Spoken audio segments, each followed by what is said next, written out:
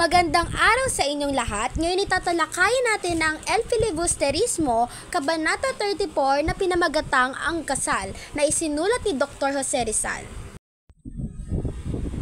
At ito ang mga tatalakayin natin sa kabanatang ito. Mahalagang pangyayari, ang mga tauhan, aral mula sa kabanata na ito. Ang kabanatang ito ay naganap sa gabi ng engranding kasalan ni Paulita Gomez at Juanito Pales. Ito ay isang marangyang pagdiriwang sa bahay ni Kapitan Tiago na ngayon ay nasa ilalim ng pamamahala ng mga pari at ng mayayamang mestizo. Ang kasalan ay dinaluhan ng mga kilalang tao sa lipunan, kabilang ang mga praile, opisyal ng gobyerno at mayayamang negosyante. Samantala, habang naglalakad si Basilio, napadaan siya sa bahay ni Kapitan Tiago at nasilayan ang kasal. Naramdaman niya ang lungkot para sa kaibigang si Isagani na dating kasintahan ni Paulita. Alam niyang labis na nasaktan si Isagani sa pagkawala ng kanyang minamahal at naisip niyang yayain ito sumama sa revolusyon laban sa mga mapang-api. Gayunpaman, napagtanto niyang si Isagani ay isang idealista na hindi pa gaanong dumaranas ng matinding paghihirap kaya't malamang ay hindi siya papayag. Habang nagaganap ang kasalan, dumating si Simon sa bahay ni Kapitan Tiago. May dala siyang isang napakagandang lampara bilang regalo para sa bagong kasal. Ngunit ang hindi alam ng mga panauhin, ang lamparang ito ay may nakatagong pampasabog na sisiklab pagdating ng alas 8 ng gabi. Ito ang matagal ng planong paghihiganti ni Simon laban sa mga makapangyarihang nasa lipunan, lalo na ang mga praile at opisyal na kanyang kinamumuhian. Sa loob ng bahay, namangha si Basilio sa karangyaan ng mga palamuti at kagamitan na nagpapakita ng kayamanan at mataas na estado sa lipunan ng mga nagdiriwang. Habang papalapit ang oras ng pagsabog, nagdadalawang isip si Basilio tungkol sa kanyang mga plano at sa mga maaaring mangyari pagkatapos ng trahedya. Sa loob ng bahay, makikita ang karangyaan ng kasalan, maraming pagkain, inumin at palamuti. Ang mga panauhin ay abala sa pag-uusap at kasiyahan. Walang kaalam-alam sa panganib na dala ng regalo ni Simon. Samantala, si Basilio ay nagsimulang mag-alinlangan sa kanyang mga plano. Alam niyang maraming inosenteng tao ang madadamay sa pagsabog. Sa kabila ng kanyang galit sa sistema, hindi niya matanggap na maraming buhay ang mawawasak.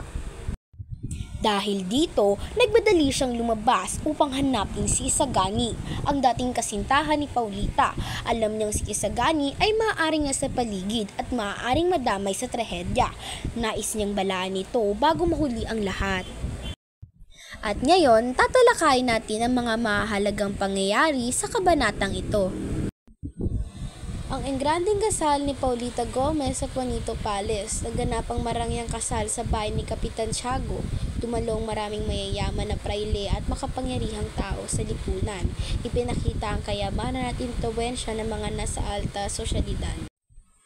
Ang pagdaan ni Basilio at ang pag-alala kay Isagani. Napadaan si Basilio sa kasalan at nakita ang bagong kasal. Naisip niya ang kaibigang si Isagani na dating kasintahan ni Paulita. Napag-isipan niyang anyanyahan si Isagani sa revolusyon ngunit nag-alinlangan.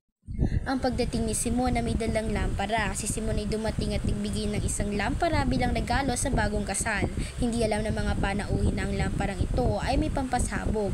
Ang pagsabog ay bahagi ng kanyang planong paghihiganti laban sa mga makapangyarihang tao. Ang pag-aalinlangan ni Basilio sa plano ni Simon. Alam ni Basilio ang nalalapit na pagsabog ng lampara.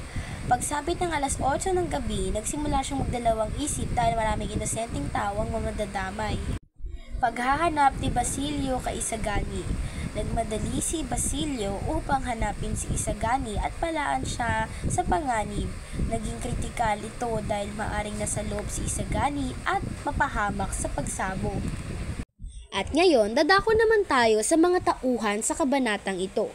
Simon, ang pangunahing tagapagpakilos ng revolusyon at dating si Crisostomo Ibarra, may balak na pasabugin ng bahay ng bagong kasal upang patayin ang mga may makapangyarihan. Nabigo ang kanyang plano nang itapon ni Isagani ang lampara sa ilog. Isagani, isang matalino at idealistikong binata. Dati niyang iniibig si Paulita Gomez, ngunit pinili nito si Juanito Pales. Nalaman ng plano ni Simon at sa kabila ng sakit ng damdamin, iniligtas ang kasal sa pamamagitan ng pagtapon ng lampara sa ilog. Juanito Palaez, ang mapalad na ikinasal kay Paulita Gomez, isang mayamang mestizo na mahina ang loob at sunod-sunuran sa mga makapangyarihan. Pinili ni Paulita dahil sa kanyang estado sa buhay. Paulita Gomez, ang maganda at mayamang dalaga na dating kasinta ni Isagani. Sa huli, pinili niyang pakasalan si Juanito Palaez marahil dahil sa kaginhawaan at seguridad sa buhay. Padre Florentino, isang mabuting pari na siyang naging tagapagpayo ni Simon sa huli. Mga bisita sa kasal, kabilang dito ang mga mayayamang opisyal ng gobyerno at ang mga prayle na siyang target ni Simon sa kanyang masamang balak. Bago tayo magtapos, talakayin muna natin kung ano ang aral sa kabanatang ito. Ang kabanatang 34 ng El Filibusterismo na isinulat ni Jose Rizal na pinamagatang Ang Kasal ay nagturo ng mahahalagang aral tungkol sa buhay at lipunan. Ipinakikita dito na ang tunay na kaligayahan ay hindi nasusukat sa kayamanan at marangyang kasal dahil maaaring wala itong tunay na pagmamahal. Paghihiganti tulad ng plano ni Simon ay maaaring magdala ng mas malaking kapahamakan sa halip na solusyon. Sa paggawa ng desisyon, mahalagang isaalang-alang ang kapakanan ng iba, tulad ng pag-aalinlangan ni Basilio sa pagsabog ng lampara. Ipinakita rin ng kwento na ang tunay na pag-ibig ay hindi nabibili ng pera o katayuan sa lipunan, tulad ng ginawa ni Paulita nang piliin niya si Juanito kaysa kay Isagani. Sa huli, ang pagbabago sa lipunan ay hindi dapat makamit sa madugong paraan, kundi sa makatarungang paraan, sapagkat ang rebolusyong puno ng galit ay maaaring humantong lamang sa panibagong kaguluhan. Maraming salamat sa inyong pakikinig at sana ay marami kayong natutunan sa aming ginawa. Ako nga pala si Angel Cristel Gonzalez. Maraming salamat.